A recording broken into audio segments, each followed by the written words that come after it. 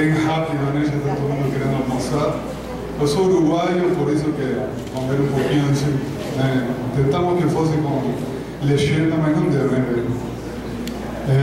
Antes de começar, assim, claro que estou um pouco nervoso de estar aqui representando a nossa comunidade, né? Toda vez que eu participo de um evento como esse, eu me sinto, primeiro, muito pequeno e depois muito grande. Né? Acredito que deve ser um sentimento que a gente de comunidade comparte. Né? Muito pequeno porque parece tão pouquinho que a gente faz perto de tudo que a gente ouve, né? Parece que não é nada quase. Mas quando a gente vê tudo isso reunido, realmente dá para ver que fazemos parte de algo muito maior. Eu vou apresentar, tentando aportar essa grãozinho de areia, né, que a gente tem tentado fazer ao longo desse tempo, um programa de estágio em psicologia para a comunidade terapêutica. Eu sou psicólogo, hoje eu faço mestrado em saúde coletiva na Unesp em Botucatu. A pesquisa de estágio, a pesquisa do mestrado é justamente sobre comunidade terapêutica feita dentro, né? Como falou o César e como o Rossini também fundamentou, tem que ter realmente uma fundamentação metodológica, né? O estudo é sobre o abandono do tratamento, que acredito que é uma das principais dificuldades de todos nós, né? A minha orientadora de mestrado é a coordenadora do curso do Senade, que vai começar agora em novembro, né? Capacita o curso de capacitação da Unesp, né? Junto com o Senade. Fiz o FEBRAT em 2001 e eu sou também dependente recuperado de 18 anos. E faz 18 anos que eu trabalho em comunidade terapêutica e estou tentando reunir nesse trabalho um pouco da experiência pessoal e da experiência de todo esse tempo. Né? Então, só para caracterizar um pouquinho a nossa comunidade, para entender o cenário do nosso trabalho, né? Como tem, mesmo dentro da metodologia, tem diversas formas, né? Então, o tempo nosso é 9 meses, a idade 18 a 65 anos, ou seja, não trabalhamos com menores de idade, não sou masculino. Opa, quase. Agora vi porque estava preparado. Né? Isso seria desnecessário, mas considerando que às vezes não é bem compreendido, né? Somente em torno de internação voluntária, não possuir transtornos mentais graves, né? Que também é um dos critérios da comunidade terapêutica, né? Quando a gente identifica, caminha para o caso, e dependendo do caso a gente não atende também. E não possuir deficiências físicas que impeçam a autonomia, não por uma questão de discriminação, mas por falta de estrutura física e humana para atender a demanda. Né? E não ser portador de doenças que comprometem a convivência no mesmo ambiente, tuberculose, hanseníase, não é o caso de portador de HIV, né, que a comunidade terapêutica pode atender. Acredito que isso seja um modelo básico, mas só para descrever mais claramente. Tá? Antes de descrever o programa de estágio, eu vou descrever alguns dos instrumentos que eu vim desenvolvendo ao longo desse tempo e alguns materiais também. Então, a gente utiliza, e em várias comunidades da região também utilizam, né, os 12 passos que eu fiz uma reescrita com base na psicologia, na espiritualidade, né, e também nos conceitos da dependência química. Né. Esqueci de falar também que a comunidade é ecumênica. Tem várias religiões que participam. Além da escrita dos 12 passos que a gente estuda, né, tem um guia do quarto passo. Acredito que muitas utilizam isso, né? O quarto passo, eu elaborei um guia de 400 perguntas, que é um roteiro de autoanamnese, né, bastante profundo, né? O retorno do quinto passo, que é feito por escrito também, depois que a pessoa termina, um guia do oitavo e do nono passo, que é feito um retorno também, né, das preparações que a pessoa tem que fazer no final do tratamento, né, que acompanha o programa SABE. Um guia do 10º passo também é utilizado para a manutenção diária. De todos os conteúdos que são estudados na comunidade, eles fazem provas de avaliação de conteúdo, né? Não visando unicamente o efeito cognitivo, mas sim, né, a necessidade de estar envolvido com o programa. Né?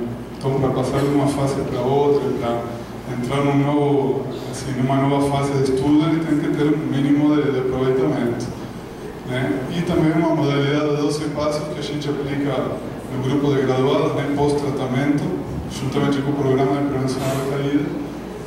E agora estamos elaborando, né, já começamos um piloto de uma vivência de 12 passos para pessoas não dependentes, químicas, pelo menos, né? Então, tem um roteiro de vivência também. Aí, um guia de confronto, né? Todas as comunidades utilizam, muitas utilizam o confronto, mas muitas vezes é uma ferramenta um pouco ambígua, né? Quando não é utilizada muito direcionada. Então, um guia de 50 questões, onde os residentes preenchem isso antes de realizar o confronto e vão avaliar cada uma das vivências dentro da comunidade, né? É feito um retorno ao confronto, que tudo isso vai estar no estágio, por isso eu estou explicando antes. Quando o residente volta das visitas de ressocialização, também tem um roteiro, né, bastante longo, em torno de 50, 60 questões que é aplicado, né, para avaliar cada uma das vivências durante o período de ressocialização. Isso é feito em todas as visitas de ressocialização. E também tem outro roteiro, né, é um pouco mais extenso, são 109 perguntas, né, assistente social aplica nas famílias pessoalmente, a questão do município, e foi elaborado com perguntas, com questões fechadas, né, que a própria pessoa pode responder, né? Então é um questionário de autopreenchimento, que para as famílias que são de fora a gente envia por e-mail, por correspondência, ele responde, né, devolve para a gente compara com a resposta do residente, né? Nós estamos desenvolvendo agora também, considerando que no ano de 2014 vamos iniciar também um estágio de serviço social dentro da comunidade, né? Isso vai ser feito pelos estagiários de serviço social com a supervisão da assistência social nossa. Um relatório de avaliação de fatores de risco e proteção no ambiente familiar. Ou seja, a pessoa foi internada, também vai ser uma visita pessoal na casa do residente ou de autopreenchimento para quem for de fora. Então, uma equipe de assistência social vai avaliar a convivência familiar, tanto de ter outros dependentes na família, como poder ter outro tipo de situações de risco, e também identificar situações de proteção, pessoas que podem colaborar, né, com a recuperação da pessoa, o ambiente do bairro, né, para ter uma noção de onde que a pessoa vai retornar quando termine o tratamento. Está dando para entender? Eu tenho que perguntar sempre, a vezes fica meio boiando, né? Eu falo muitas graças de verdade. Tá? Também foi desenvolvido um programa de prevenção à recaída que a gente aplica com residentes após o tratamento, né? Quem já estudou alguma coisa específica conhece o autor Terengorsky, né? Então, assim, eu fiz uma adaptação da versão das 37 fases, vamos dizer, do Terengorsky, que tinha uma muito boa adesão, né? Assim, realmente está tendo muito sucesso esse programa.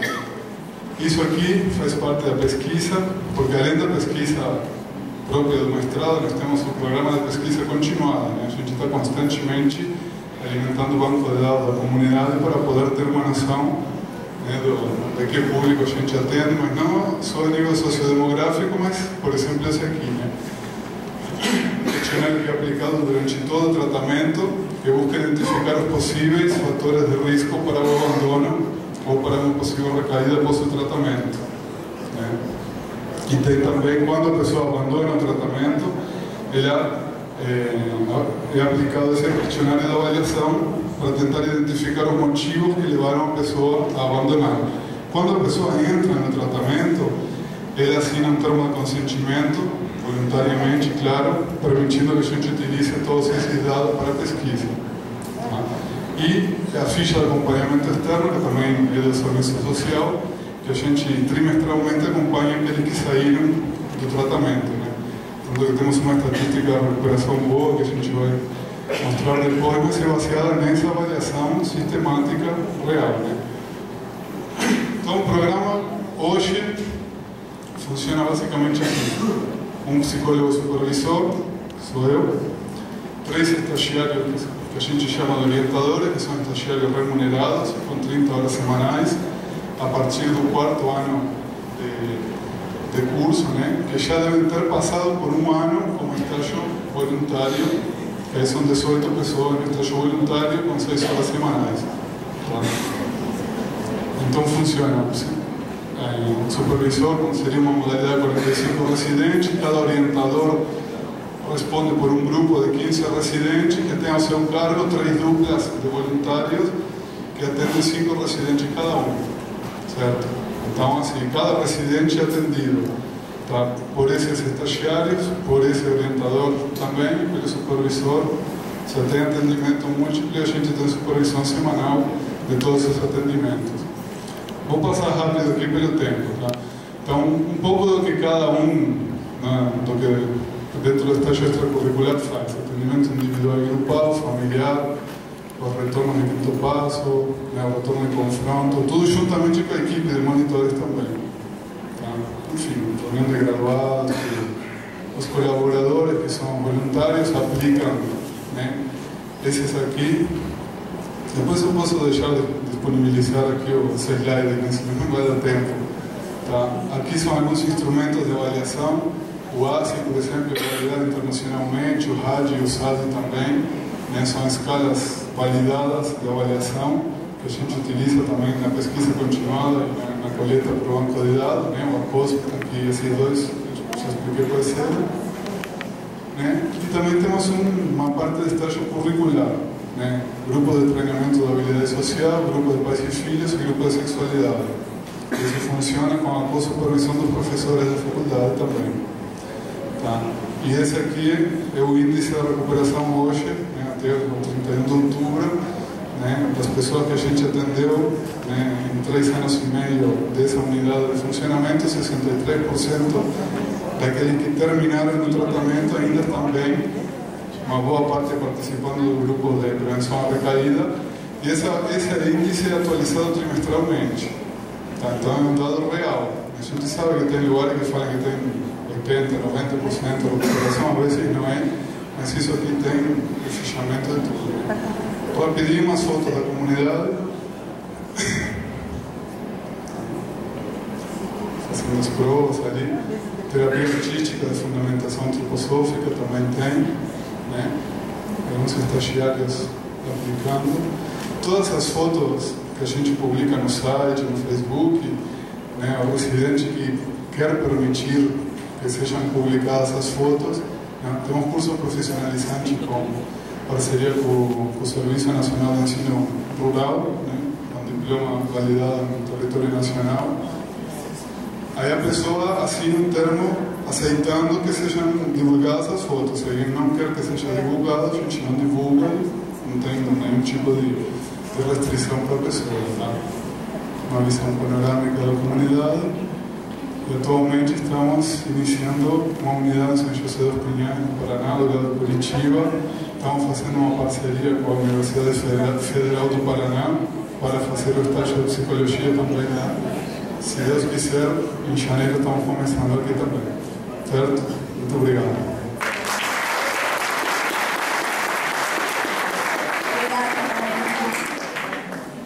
Nós vamos chamar agora também para mostrar a experiência Thiago Buscarioli, do projeto Mãe que Acolhe, de Juquitiba.